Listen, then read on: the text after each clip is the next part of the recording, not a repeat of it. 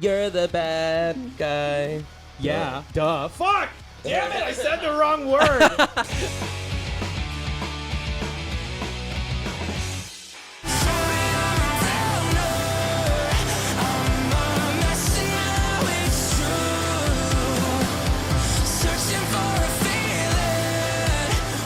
Dude, thanks for stopping by and chatting. Thanks for having me. Yeah, of course. So we met for the first time at the Sleeping With Sirens show last week. It was last week. Damon was out there as well. So, I mean, it's just like a homie hangout in here. Because you've been on my radar since someone else dropped. Yeah! Time will tell. Who am I to say that the memory won't fade? Trapped in hell, could I see someone else? Nice. And yeah, with Kellin. Yeah, that was the feature that you did with Kellin. So I want to chat about all that. What ended up leading to you even helping write "Let You Down," the new track with Charlotte Sands that they dropped. So that just dropped. I'm super stoked on that. It came out really awesome. 'Cause I will never let you down. I will never let you fade away. Another day, don't run away, run away. And so we're gonna dive into all those. But first, Julian, tell me about you, man. Where are you from? Are you Where from am I out this from? way? Are you from somewhere else? You came out to Los Angeles? I'm from Los Angeles. Oh, nice. You've lived here your whole life. I've lived here my whole life. I was born in the Santa Monica Hospital or whatever. So cool. What were you growing up listening to? You seem like a Warped Tour kid. I think we chatted a bit, and you were out at some of the old Warped Tours. Yes, definitely. And I remember that's how I first learned about Damon. Was Damon! watching the old those Warped Tour vlogs. Okay, it's the first day of Warped Tour. No, tomorrow's the first day of Warped Tour. Today's like the practice day. I'm in Houston, Texas. I'm gonna be on the entire Warped Tour. Yeah. It was you and Johnny and Damon, Voldemort. Damon, I was like, you can say it. is this Damon? Damon, jump on in. Come here. This is a good. I got a mic ready for you just in case. Come on. There we Oh, go. wow. Squeeze And it. that's What the what- surprise other camera is for is in shit, case okay. Damon were to drop in. All right, so Warped Tour days. Damon Yes. and I. That's how I met Damon as well. Because Good we old were Warped out on Tour, Warped man. 2014 and 15 together, and you were watching Damon's vlogs, the Brian Stars vlogs. I was watching those. You guys remember You were Brian like scared Stars? to say the name. You're like, and Brian Stars. Yeah, I'm now friends with Johnny because my friend Zach is friends with Johnny. So I was like, okay. We recently had him do a live session here. Nice. Johnny Gilbert, which Awesome. was awesome. all my friends are dead, so we can stop pretending. I went to see like one Warped Tour, and then I was like, this is awesome, and I never need to do this again. What year was that? Do you remember? 2012. 2012. And I saw, You never went since 2012? yes. So even the years when Oh, they would wow. have been out there doing the vlogs, you Yeah. actually weren't out on No, Warped I Tour just watched checking the it out. vlogs. That's all I needed. He was living it through the vlogs. Yeah, vicariously. Which was good stuff, Damon. It was. Because that's how Good we times. met, fell in love. It was a good time. Yeah, I was the only one that like woke up early. Uh-huh. Mm-hmm. Yeah, that's true actually. So Damon, because I used to work for Alternative Press, and then that was the tent that I was at every day. The YouTuber tent was right by us. Yeah. And I will confirm that Damon, you were the only YouTuber that would actually wake up in the morning And like set the help tent set up. But Yeah, that's how we dude. really got to know I'm each kind of a other. control freak too, though. So. That was really how we got to know each Yeah. other. But that's kind of like you have to be, especially in this, Oh yeah, world. because if I wasn't, like things wouldn't go right. Oh, yeah. So yeah, like my nothing merch would wouldn't get be out done. there. Yeah, Like exactly. But I can't believe you never went to another Warped Tour. That's crazy. I never really did anything. I was kind of a hermit, even even before like COVID and stuff. Like, Oh, I we was all kind of, became like, hermits in COVID. Yeah, like so for me, I was like, people were like, "How did that change your life?" And I was like, "It didn't. It was awesome. I got to stay home and focus on the music for 2 years." And of course, now I'm like, I really want to like go see shows, and like I went and saw Coheed. We all do. Yeah. Yeah, like, you texted me. You're like, Yeah. you're at the Coheed show. I didn't respond. I'm sorry until this Wow. morning. But I I was got going to go to the ghosted. Coheed show. But my good friend Mothika,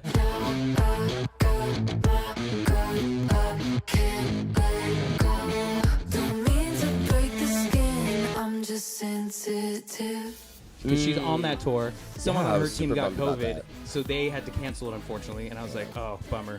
Okay, before we fully dive into the music talk, which we're going to hit hard. Okay. You used to work at Idle Hour, right? I worked at Idle Hour the like week that it opened. Okay. And Oh, I had, wow, like, I didn't know that. A mental breakdown as a dishwasher. I was like 19 years old or something, and like broke and just didn't want to be there anymore. I wanted to be like, I was in my first band, and I was like, I don't want to be doing this, and Yeah. and this sucks, and so I just like quit. So and Idle Hour, it's this bar right around the Were corner you from only here, there for a actually, week? in North I was there for, like, Hollywood. 2 months. Oh, okay. And okay. it's this bar that looks like a barrel, Yeah. And okay, Damon, we have to tell this prank story, please. It's so good because it took place at Idol Hour. Yeah. So it was a mutual friend's birthday at Idol Hour one time, and I didn't want to go. I just went through a breakup. I was heartbroken and depressed. I wasn't trying to go out at all. And then there was a friend who was having a birthday party there, and then she texted me because I had told Damon he was just on my podcast before, and I was like, you know what? I'm not going to go to the birthday. I just want to get home. I got a new Xbox controller I want to try out. Naturally, right? Of course. And then so I get a text from the girl, and she's like, hey, I just wanted to say it's kind of messed up. It's my birthday, and you're more interested in your Xbox controller than coming to say hi to me. And I was like, Damon! I texted Damon, and I was like, why would you tell her about the Xbox controller thing? Why would you say that to her? And then I was like, I'm so sorry. I just... you sent like a whole essay apologizing. It was so nice. Did you end up going to Idol Hour after that? Well, and then I sent her back, and she's like, no, it's fine. You just don't like me, whatever, blah, blah, blah. And then I was like, okay, I'm going to head over, actually. I'm sorry. Because I felt so bad. Of course. And then so I show up there, and everyone's laughing when I walk in because it was Damon on her phone texting me. And everyone was reading. No, it wasn't like that. From what I gather, everyone was like, oh, no, but your texts were so nice. It was so... And I was just like, okay, so you all are just Well, I didn't think you were actually going to show up. I was going to say just kidding. Okay, so and then you just showed up and... laughing at me.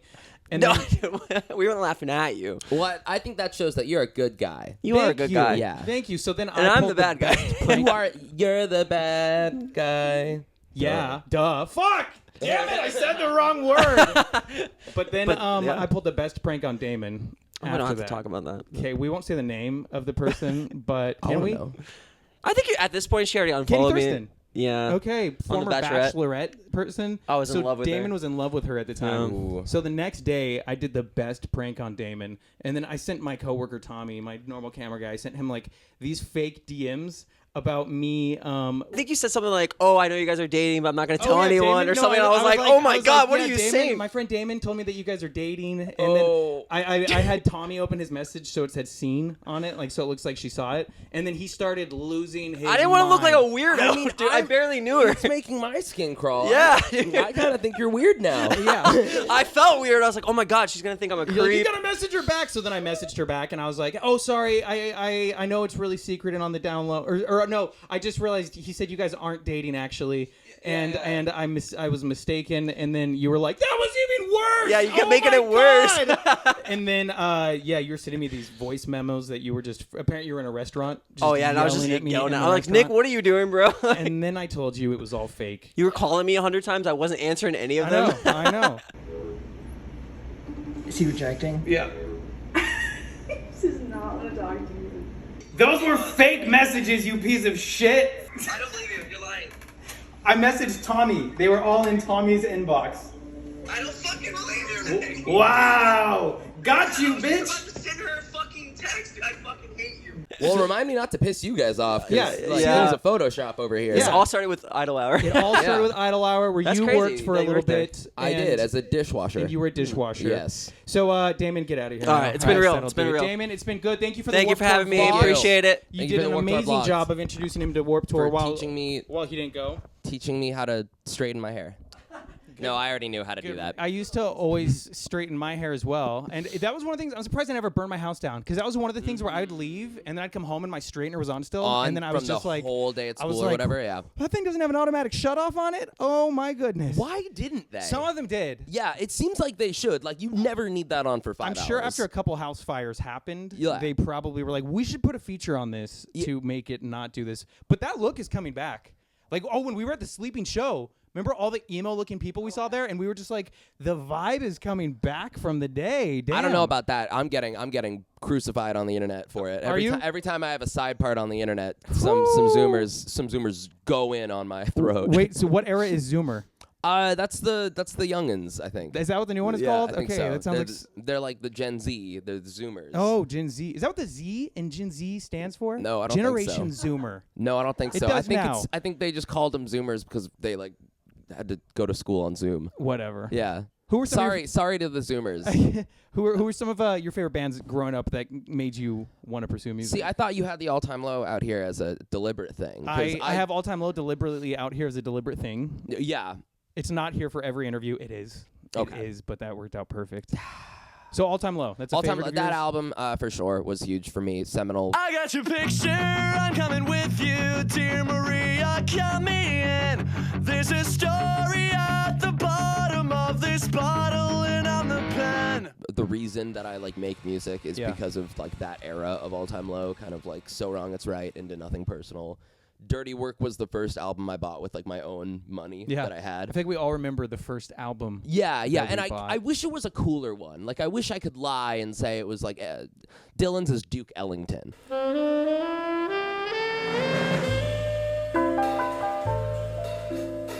I think that's so fancy. sick.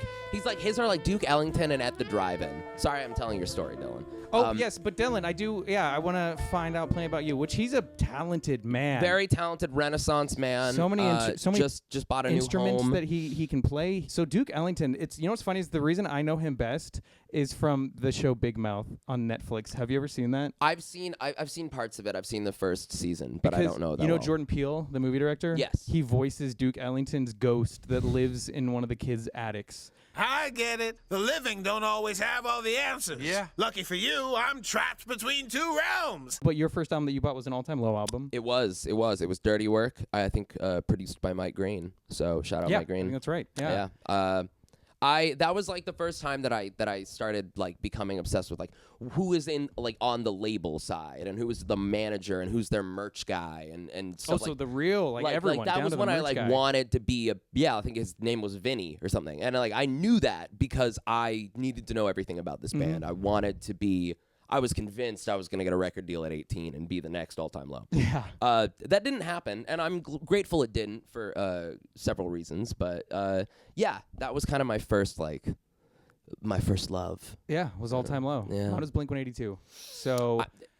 Which inspired kind of All Time Low. I thought you were about to go, they're okay, and I was about to go, the interview's over. So. No. I was more of like a take off your pants and jacket kind of, which I've never said out loud, and now I realize that's why the title is. Title is that? I thought you were telling me what you were about to do in the room, and I was like, my God, not on camera. No. So when you weren't before, has music always been something that you wanted to get into? Because you've got a voice, I gotta say. Thank you. Thank you so much. You do. One thing I love, if I'm not mistaken, it seems like, which we'll dive more into the TikTok side of stuff, but from what I can tell with the covers and the clips you post, you're live singing on it. Not always. I didn't used to. But I can always tell when you do. Give it your all tonight. You can say anything you like. Because whenever I see people's videos like that, when they're posting a clip of a song, of a cover, when they have the mic in front of them and the headphones on, I can always tell when it's pre-recorded. Yeah. But with yours, one of the first things I noticed is like, whoa, okay, he's singing live actually on these. So that's props to you for that. Yeah, I honestly, that just kind of happened because people would be like, hey, this is pre-recorded. And I'd be like, yeah, I do that because I want to look cute. Like I want to focus on me. Yeah, like I want to look like sexy. But I gave up on that because I was like, happens. Hey, well, naturally. thank you. Yeah. Well, and a big part of it was I quit drinking, because I'm California sober. I was drinking every night. I was drinking a lot, excessively. During the pandemic. During the pandemic and before the pandemic. Oh, even before. Okay. Yeah. So, but it really hit like a bad during the pandemic. It was really rough, and I just decided, I had to reevaluate my relationship with alcohol, and when I stopped drinking, my voice, like within 6 months, it was like I gained half an octave. Really? And it was the same thing. Like I stopped smoking cigarettes. Don't smoke. Never pick it up. It's awful for you. And it was the same thing. So like I was just like, I feel good about my voice. Mm-hmm. I want to show it off. I want to be able to, like, when someone's like, hey, like, nice auto tune, I want to be able to be like, all right, cool, here's the raw video from my camera that shows that I was not only singing it like pretty close, like I'm never perfect, but like it just makes me feel good. Yeah. To be able to have that, like, yes and. Yes, and I've seen you post some of the raw ones. Mm-hmm. And I try to do that sometimes. It is a good little clapback. Mm-hmm. Story.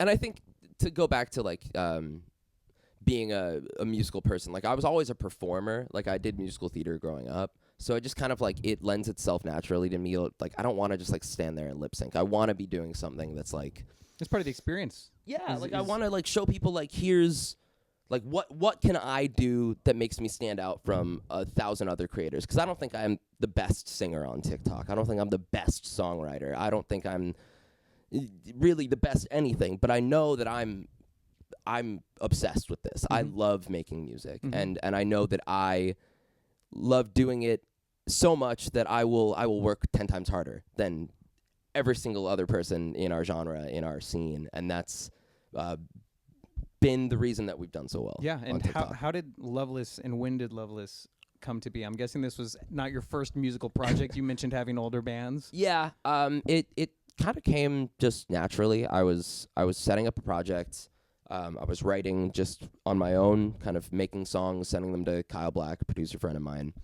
And he was like, you need to get a band together. You need to get a band together. And I got a band together, and we found it was me, Dylan, and a couple other guys.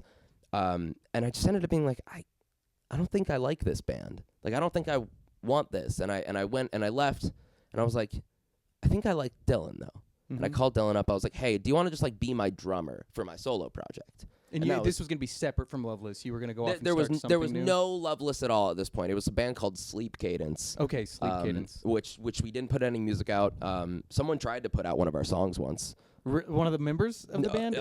A guy who was not in the band. Okay, how does that happen?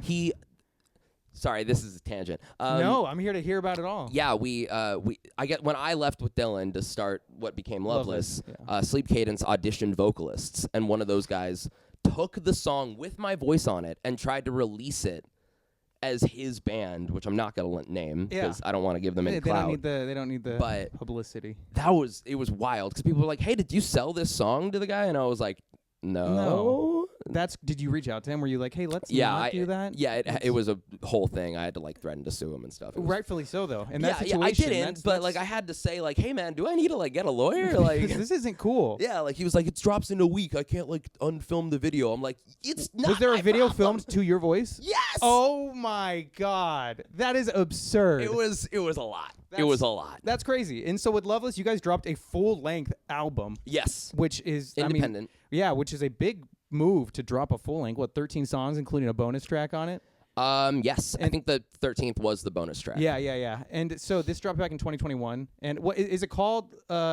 Loveless I? Loveless I. Cool. Yeah. So moving forward, is every full-length album going to be a numbered one like that? Or you set yourself up for that? Yeah, I think so. I think we have to do it. Yeah, you got to do it. Now, EPs, though, can be different. EPs are different, and that's why the EP is called End of an Era. Yeah, which that's with a coming out in lowercase September, e because it's not an era, it's an era. And when you recorded the first one, was it just you and Dylan, or was there other people who were a part of it at the time? Or I mean, when I recorded the first one, Dylan wasn't even on some of those songs. Really? And, and then it was like, oh well, let's get live drums because like we can. Dylan owns a studio, or he co-owns a studio with Nick Morzov, who's a great engineer.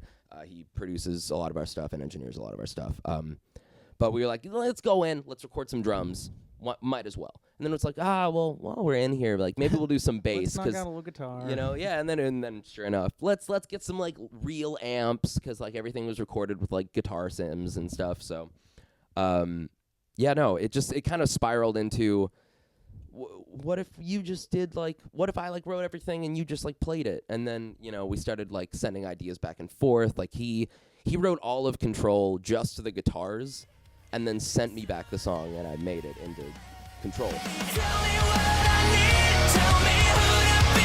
You were always pulling me down. But like he literally built the song with just like 8 guitar tracks and nothing else. So speaking of Dylan's multifaceted genius mind. What, again, will put you on my radar is you ended up working with Kellin Quinn on a track. Yes. So I'm guessing with your music past and the scene that you're involved with, you were a Sleeping With Sirens fan? I was. Sleeping With Sirens were huge for me. I saw them at that 2012 Warped Tour. Wow. Yep. They were playing the Monster stage at 7:30. They were on the Monster stage? Because that wasn't a main stage. It was right? not a main stage. Wow, but that would have been when they were on the up. Yeah, Do It Now had just like dropped. Remember when they said that what we want can never be done? When it all comes falling down, we'll do what we want to. Said we'll do what we want to, yeah. And I remember like not really realizing at the time, but they had a nice crowd for like the end of the night. Like that was the last band we saw. think it was like Motionless went into Sleeping with Sirens, and we saw both of them. And Motionless pulled like a big crowd even back in 2012. They've always had such a rad following, Motionless in White, and I love that band, and they're killing it as always. Yeah, they're crushing it. They just had a song charting on rock radio, which was a big deal for them. Masterpiece. So how do apologize and put the tears back in your eyes? Which I felt bad because I kind of clowned them on TikTok as a joke. Wow. About that song. Bullying the bands. Well, because it's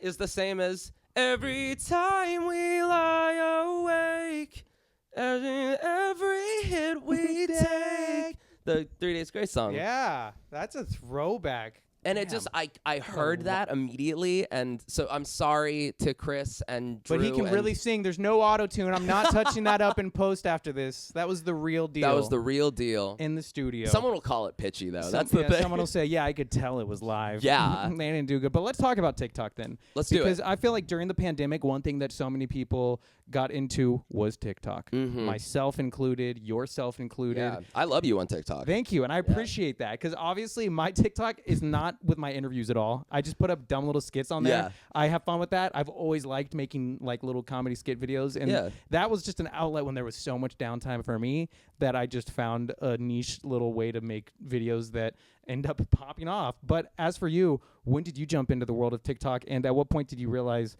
or what was your first one that blew up, I guess? The first one that blew up was a remix of a Ryan Mac.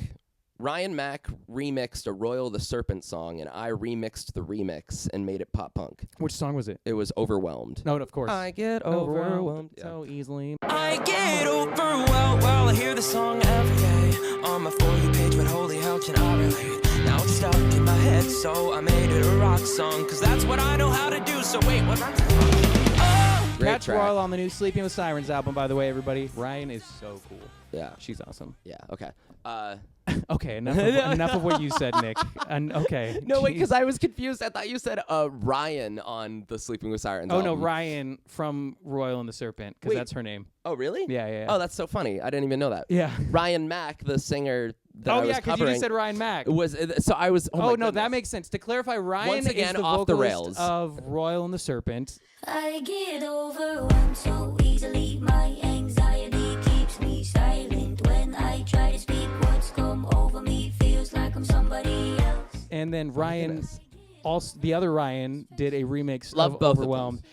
This is confusing. This is hard for me to wrap my head around. But carry on, my wayward son. So that was the first video that did, and at the time I was like 100,000 views. I was like, oh, I'm a big shot. Damn, okay. Yeah, and then I think the very next video was Meet Me at Our Spot. Meet me at our spot. Got a vibe. Baby, are you coming for the ride? I just wanna look into your eyes. I just wanna stay for the night. And we ended up putting that out as a cover.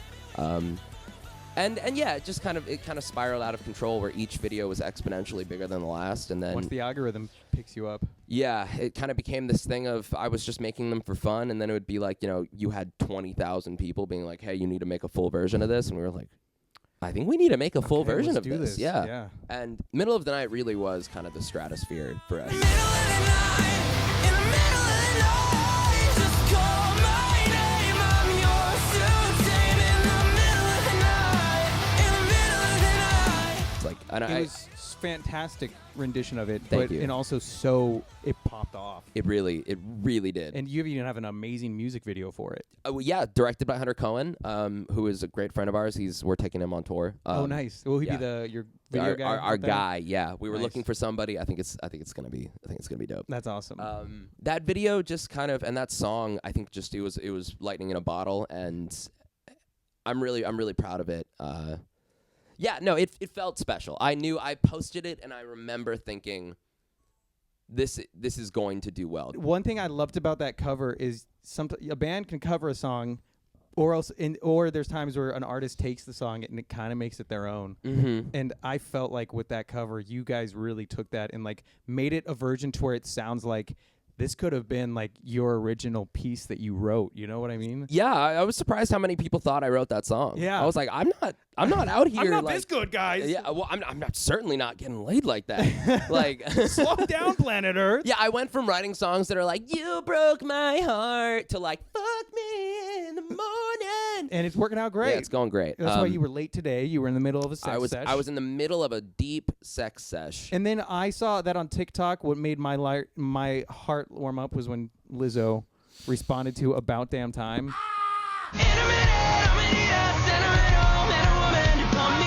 Jail!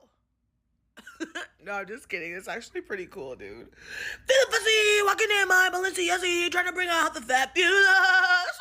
That was so funny. It was so cool. Lizzo, at first she was totally, and I loved it because her response was so trolling, but in a funny way. Yes, I really felt like, and I know, like, we love Lizzo. Dylan's from Houston, so like that's yeah. like, So that makes the connection for him even cooler. Yeah, what a it was, legend you know, to come out of that scene. Definitely, like she is, you know, a star. I think she is fantastic. I thought like maybe she'd like see it and like, you know, maybe we get like a like. I was not expecting a response. I was not expecting her to repost it. Duet to it. Yeah, like reaction. No, it really meant a lot to me, and it like put us on the map. Like our Instagram engagement after that post, like because she posted us on Instagram too. And oh, she even put on her Instagram? Yes! That's personal. Yes. I did not realize that part. I'm getting goosebumps remembering it. Me too. That's exciting. That's a lip syncing video. That one. Was it? That one I was not singing for. You know what? If to perfect it, to put out the best version possible, I think it was worth it because it got Lizzo to then react to it. So good move. I didn't start doing it. I think the first like viral video that I actually sang was the Chrissy Wake Up one. Yeah. Yeah. Chrissy Wake Up. Chrissy, wake up! I don't like this. Chrissy, wake up! Which got a lot of flack. Did it? It Why? did. I don't know. People didn't like that I did that. So how does it feel? Because on the internet, you have to be able and ready and you have to be able to take so much hate. Yes. From your voice to a sound to your own physical appearance. Like, you have to be ready to just take the heat. How is that for you? It's not great. We're not doing too hot. No, it's fine. I hope it doesn't affect you too poorly. No, I mean, it does and it doesn't. Yeah. I didn't know I was going bald until some kids on the internet were like, "Hey, your hairline's receding," and I was like, "What?" Welcome to adulthood, my boy. And that's fine. Like, I think I'm okay with it now, but in the moment it was a gut-wrenching thing. Like, I feel like now I'm like, whatever, I can buy a new hairline. Yeah, that's what happens. You know, come on, like, we're in LA, baby. Yeah, people like pay for everything out here. It's fine. But like that definitely made me self-conscious, and then like my voice, like people make comments about it, and that definitely bothers me. But I also think like to a level of like, I know it's projection, and I have to remind myself that like these people, they see something in me, whether it's like they think it's confidence or they think it's talent, and they are jealous of that. They are resentful of that. You're garnering a reaction regardless. Yes. And I will always say, like, I hate, it bums me out when people do successfully bring people down with their hate comments online, because fuck those people who are on their phone, on their keyboard, just being nasty for no reason, probably with their own lives doing nothing that exciting. And I'm just like, okay, shame on you for trying to bully or bring someone else down. So please don't let it bother you too much. But I know it's easier said than done, especially when they do say, hey, you're balding or something like that. So just don't. I hope that it's something that you understand. That's always going to be there with the internet. Yeah. Don't quit your career over it. It's one of those things where some days I'm like, oh man, like maybe I should like stop, and I'm like, I can't though. Like this is the only thing I want to do. I don't want to do anything else. And there's such an overwhelming positive response to your music, though. The number of tattoos of the logo that I've seen people get is insane. But tell me about what that's like, but also about the logo in general, the Broken Heart logo. So how did that establish itself as the Loveless logo? And then what's it like seeing it on, like, I can't, like, a lot of people have that tattoo. Yeah, I'm like, people. Whoa. It's an honor. I want to get it. You should. Yeah. So where did it come from? What inspired the logo? So sorry, I just had like a hiccup that is like trying to escape. We'll fix it in post. Woo! Singing that hookup out. Yeah. Kaylee Wolf from Rivals, great band. Please check out Rivals. I think they just dropped a new single. If so, we're cutting to a clip of it right now. I know I'm dangerous.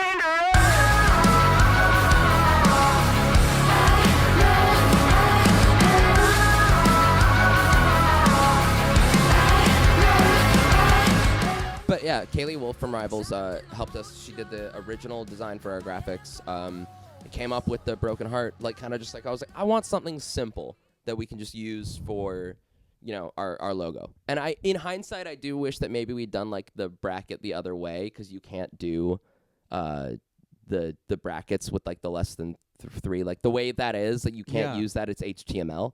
Oh, really? So tries like hyperlink it? Yeah. So every like, time? So like I have to like not do it on like Twitter bios and stuff because I can't. I never thought of that. That's funny. But it's neither here nor there because it's an incredible design. And then we went to a guy named Tim Hastings, who's Mind Killer Inc. He designed kind of the actual designed one, like the actual the one that I'm seeing on people's bodies. Yeah, the one that he's like a tattoo artist and it looks and very a corporate tattoo designer. Yeah, and kind of graffiti-ish. And we wanted something that people could kind of put on their bodies, and we've thought about that a couple times with like Voodoo and Killing Time. That was something where it was like a deliberate decision to be like, hey, if someone really connects with this, I want to make sure that we have like a piece of art that we created that they can connect with. You know, if they connect with both things, awesome. Yeah. Cool. And did we dive into working with Kellin? Let's dive more into that. Yeah. I want to know how it went from Kellin coming on your track to then you guys. What happened in between the amount of time that then you just did the track with him and Charlotte Sands? Because that's such a cool full circle moment, I feel like, for an artist. Well, it all started. My buddy Cameron Mizell, who produced a lot of the Sleeping with Sirens records, I'm a huge like inspiration, or he is a huge inspiration. I'm a huge inspiration to you, Cameron. He would be nothing without me. He would be nothing without me. He made like all of the records that I grew up on. He was producing Downer Inc., Kellin's solo project. Yeah. You make me feel like home. You make me feel like home.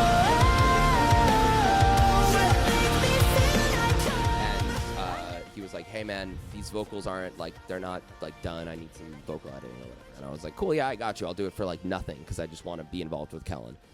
And he ended up tossing me a bunch of money, and I was like, hell yeah. That's a good side to it. And then Kellin was doing a couple features. He had announced them. Is that actually? Oh, I thought for a second that was Kellin's artwork right there, but it's not. No, that's the Emo Night anniversary. That's cute. Picture. Sorry. Which if you look close enough, there's a picture of me on there. Hi, me. Hi. Sorry, I lost my train of thought. No, we were talking about Kellin the track. You jumped in to help out with some vocal stuff. You got a lot of money. I didn't get a lot of money, but like I got at the time it was like $75 a track, and I was like, boo! I made it. I can retire. No more washing dishes at Idle Hour. Yeah. And then I sent him an email being like, hey, do you think Kellin would be down to sing on a Loveless song? We have like 20,000 monthly listeners. I think we're like blowing up. We're gonna be the next big thing. And Kellin was like, yeah, dude, happy to do it. Like, let's do it. I can't stress enough how genuinely kind of a person he is. Like, I interviewed them the last weekend. I was just watching that with Copeland. How do you do that thing with your eye? I have a lazy eye, and sometimes I can control it, and sometimes it just does it. You hear that, John? You guys? She's calling me out for having a lazy eye. Leave it up to the kids, man. Sorry. Yeah, That's and cute. Copeland was on it Yeah. because I just texted him, and I was like, hey, would you be down to do a chat? And he's like, yeah, man. Like, what day? And then he made sure to make it happen, and I was so grateful for that. Yes. And I was just like, what a good guy. And it sounds like when it comes to working with him on the music side, it's the same story. Yes, and ironically, you know, we did that first song, and I think we paid him, you know, some amount of money to do it, but then we just like kept texting afterwards. Like it wasn't a thing where it was like a transaction, and it was like, hey man, like here's the vocals, have a good life. and bye. Like it very much became like I would send him something like, hey, what do you think about this? And then it became something where I sent him. Well, we had been working on Downer Inc. stuff. I had been producing some Downer Inc. stuff, and he was like, hey man, like what if we did like a track for Sirens, like just a couple ideas, like, you know, to like I can like bring to the guys, like I can bring back to the studio. I didn't think anything of it. Like I was like, you know, whatever. I'm an okay producer. Like I'll just do it for fun. And we wrote 2 songs, 2 songs that made it on the record. Was it in-person writing sessions? No, they would just send them back over. Or? Like I would send him a track, and he would send back vocals, and I would like edit the vocals and send it back to him, and then Andrew Bayless, the guy who produced the new record. Yeah. I just sent him all the files, and he made it. He made it sound. He made it shine. Yeah. That's exciting. So that was really cool. That's so cool. You just did a track with Outline and Color as well. Yes. Yeah, which was so cool because Yeah. I've listened to those guys for years. They are. Do Your Worst? Is that what it's called? It is. Do Your Worst.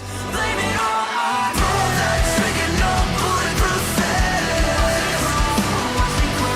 Don't have mercy on me now.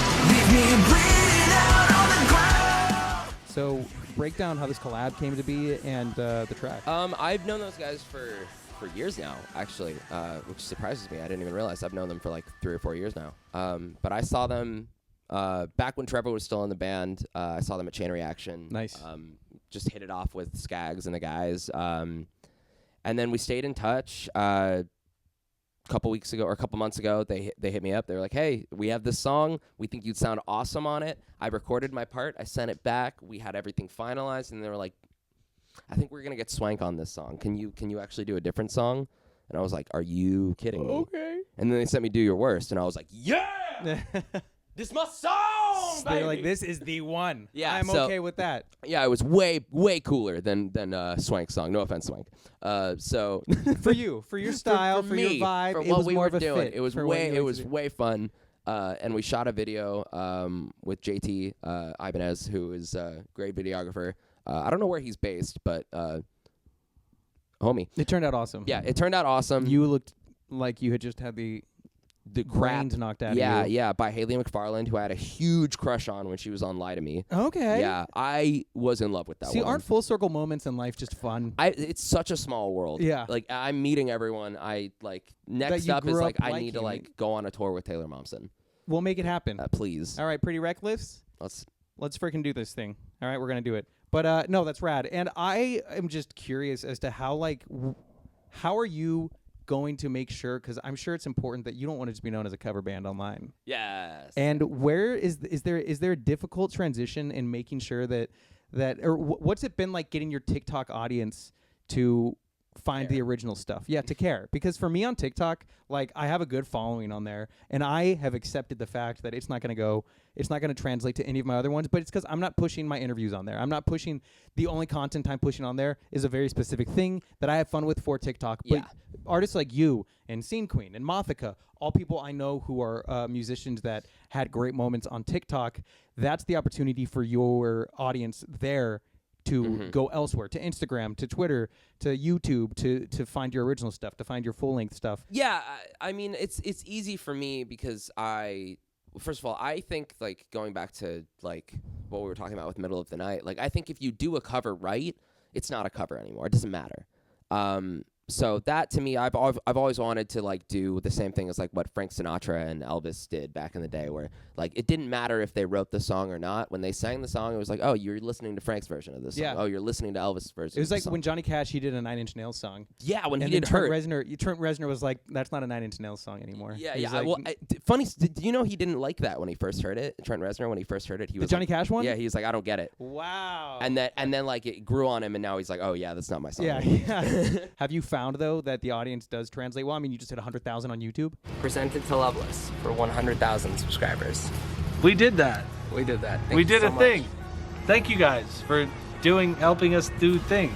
Yeah, I'm 130,000. Yeah, I guess now. Yeah, I did look, and it's because I guess you they announced that a while back, and the plaque probably takes a while to come in. The plaque took about a month to get here. We were gonna saw it in half, and then we were like, YouTube might get mad at us if we do that. Maybe not. Maybe we shouldn't do that. Yeah.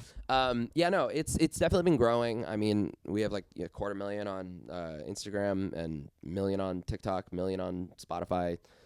It's growing. So for you, it's worked. It's worked being able to use TikTok as the initial base where a lot of people found you. They have gone elsewhere to see what else you're up to. At the end of the day, TikTok, it's not about how many followers you have. It's all about the algorithm. It is, truly.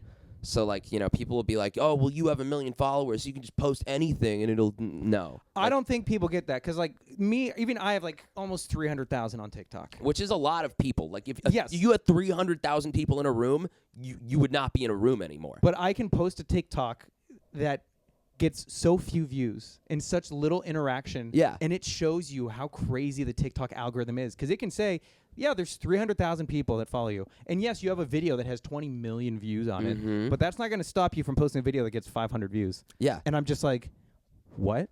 How? Yeah, it blows my mind. I should be able to reach 1% of my audience every time. But then do you ever look into the algorithm and it's like 0% are from your followers and 99% is from the For You page. Yeah. And I'm just like, what is this algorithm? Not 0% of the people who follow me saw this last video that have 300,000 people have followed me because of my videos. Okay. That is directly why I always tell people to not follow us on TikTok. Yeah. Like, just follow us elsewhere. Uh-huh. And why I always tell, Scene Queen is a great example. Hannah is, I don't know if is her name public information? Yeah. Scene Queen is awesome. Bling, bling, you look so good underneath me. Floss my teeth with your G-string. Bling, bling, getting fucked in every time zone. G-string, yeah, the whole pussy rhinestone. And she has really, really translated that well across multiple places. I think that's just we're learning so much from her and her shows and her merch and all this stuff. We want to fucking follow her shoes. She is. I love Bimbo Core. Yeah. Oh, it's goodness. She's it's so fun. iconic. I was gonna have her in here on Thursday, but she wasn't feeling well, so we're rescheduling. Boo! But I watched an interview that she did with, I think it was Rock Sound. She was breaking down TikTok in a very good way that I was just agreeing with everything she said in regards to it. And it seems she's killing it. I'm stoked for her. I've realized that it's comical in the fact that we have to do the covers. We have to do kind of we did a bait and switch the other day where I was like, we're gonna do Never Ending Story, and then instead I was sang Voodoo. I saw that. I saw you did Run Up That Hill, which was no surprise. I mean, it's such a big song. Yeah. And if I only could, I'd make a deal with God, and I'd get him to swap our places. Be running up that road, be running up that hill, be running up that building. Did Katie Babs ask you guys Katie Babs to do that one? Asked us to do the full cover so that we could put it out because on Sirius Octane. was doing they were doing a Stranger Things thing? She interviewed Jamie Bauer from Vecna from Stranger Things, and then he followed us on Instagram, and she had a clip with him that just blew up on TikTok. Really? That I saw from the interview, and I was just about like, them talking about the suit. Yeah. How he has to pee. How do you pee in the suit? The bottom half of the suit, sort of waist down, they're like a pair of trousers that I have to slip on. Katie and I, for a brief time, we worked at AP together at Alternative Press. That's how I know her, and she's really gone on to do such cool stuff. AP, and I'm write so about us. happy for her. Write about Loveless. AP, Loveless, come on. They got a new EP for AP. Coming out. So drop it, end of an era. End of an era. And now you guys have a handful of shows coming up in the U.S. Sold out shows. In days. In days. And how cool is that? That must be such an exciting thing. Because have you, as Loveless, have you guys played many shows? Any shows? Any shows? We played 0 shows. So the first ones are going to be headline shows. Sold out headline shows. Yeah. And in your past musical stuff, you've played shows before? Yeah, I've played shows, and I've been in productions like musicals and stuff where I did 6-week runs. So I'm familiar enough with the concept of it, but I know what a live show is. Yeah, but this is the first time that it's going to be ours, and it's really exciting. It's nerve-wracking, but it's exciting. How does it feel knowing that the shows that await you are sold out shows to people who? And I've read all the comments on songs that people leave. Your lyrics and stuff relate to people. Yeah. People tattoo them onto their bodies and stuff. Is that exciting? Is that terrifying to know what awaits you in the coming weeks? Because you've got a sold out headline tour, my dude. Yeah, no, I mean, I have no idea what to expect. Yeah. To an extent. I'm excited for the first show. I'm nervous for the first show because it's not our first show is actually not a headliner. It's support for 1OK Rock. Save yourself. Love is pain, I know too well. You never failed. Waves this strong, just save yourself. Oh yes, which is sick. Super sick, and I love You and Me at 6. Yeah, too, You Me at 6, which I've seen a couple times before. Those guys are incredible. Yeah, so I'm just gonna have a blast that night, and regardless of if we have a good show or not, I don't care because I'm gonna. But that will watch. officially be your first show. That will officially be our first show to 2,500 kids in Atlanta, Georgia. Not too bad. I'm terrified. I can't wait. Good, love it, love that It's feeling. Gonna be never so let it go. Fun. Yeah. I think my goal is to even if 200 people there maybe know a song, I hope we can walk away with 500. The cool thing is that it's 1OK Rock, and that they have such a dope fan base anyway. That the best thing that can happen is you guys play the show and introduce Loveless to a whole new venue full of people that'll be excited. So what else is planned? The EP's obviously coming out. I think is it 6 songs? Or was I think I saw you post. You either said 4 or 6 songs, and I think you're gonna add "Killing Time" to it. It's it's like 4 new originals, and then a bunch of the like songs that were not on the first album. Mm-hmm. We're gonna like put them all together and kind of tie it up in a nice little bow. Yeah, because we are like starting to like talk to labels and managers and things like that. Because we're 100% independent. Like, wow, everything we've still done. to this point. Yeah. What has that been like? Because I imagine for every band, when you're starting out, it's hard to get a response from labels. But then the beautiful thing about social media, the way that I always think of it is like back in the day, you had to pretty much reach out to the labels. Or they happened to be at a show or something. Yeah, maybe. you had to like go to a showcase. But yeah, and maybe now we have social media where people who actually genuinely like your music, even if a label maybe is like, nah, we're not into that, or a radio station is like, nah, we're not going to play that because no one's going to like that. But you can't deny it when there's the response online of people, and then suddenly, I'm sure people start to become interested, and it becomes oh, that's funny, you want to talk now? Yeah. Because you didn't before. Have you been finding that as the numbers have been ticking up? Definitely. Yes, and there's a couple people, like, we have a meeting with, I don't know if I should say who it is, but I sent an email to like, these managers a couple months ago being like, hey, I'd love to work with one of your artists. I'm a huge fan of them. Hot Milk, I love you. I love you so much, Hot Milk. I just interviewed them. They are so amazing. And they were just here 2 days ago in the studio. They were doing Ryan Seaman's show. And so, by the way, everyone check out my interview with Hot Milk. It's youtube.com/idobi. It was at the Chain Reaction. They're just genuinely so cool. Are you guys good at American accents? Yeah, I'm really good at American accents, actually. That was pretty good. Come on. I'm walking here. Okay, so it's a New York dialect. But yeah, there we go. That's what I got. I don't know. I panicked. Those two. I just think that they're so dope. But yes, carry on. What were you saying? I just got lost in Carry on my wayward son.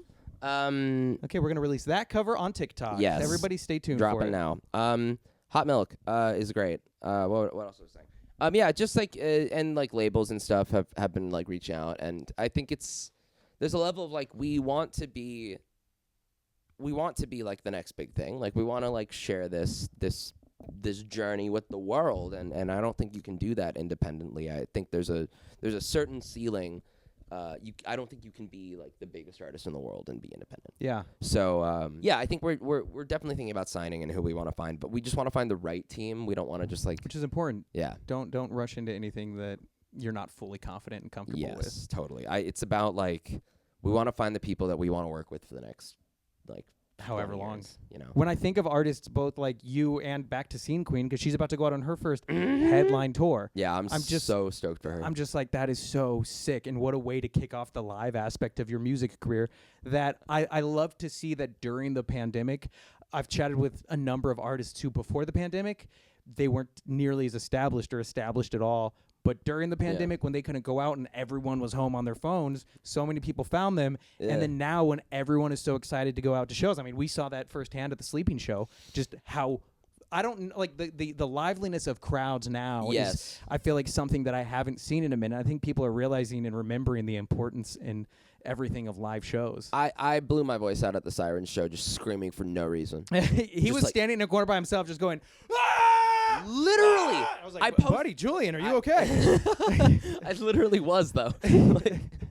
So I absolutely feel that, and I can't believe that it's happening for us. Yeah. Like that it's exciting. It is exciting, and it is humbling, and we do not take it lightly. Like we are so grateful that like, you know, we've been able to capture people's attention for just a moment, and I hope that we can continue that on for many, many years to come. You know, that's the goal. What are you most proud of about the upcoming release? So in a couple weeks, everyone will have heard this by now, but is there anything in particular that you're just so pumped about? I hope it doesn't bomb. I mean, that would suck if I hope people listen to it. You're excited for it to hopefully not bomb. Yeah, that's a good one. I'm excited for people to hear Is It Me. I think it's going to be a song that people really like and connect with, and it felt really special just recording it, and still to this day I listen back to it and I'm like, that's a cool song. Yeah. So I'm excited about that. I'm excited. Honestly, like it's a transitionary thing for us, and we felt very much so like we're in a transitionary period for a while. So it's going to be even nice. The name "End of an Era" to me sounds like a transition. Like it's just a new chapter beginning. Yeah, I think we're ready to put this out, and then we have big big ambitions for what we want to do next. I have some plans for just like kind of putting out a lot of music, and I want to keep doing that because my favorite part about this is making music, is creating. So I'm just excited to keep doing that. That's great. I'm excited for you guys. I think the last show on your Handful of Runs is the LA one. Yeah, are you gonna be there? Is that the Echo? Uh-huh.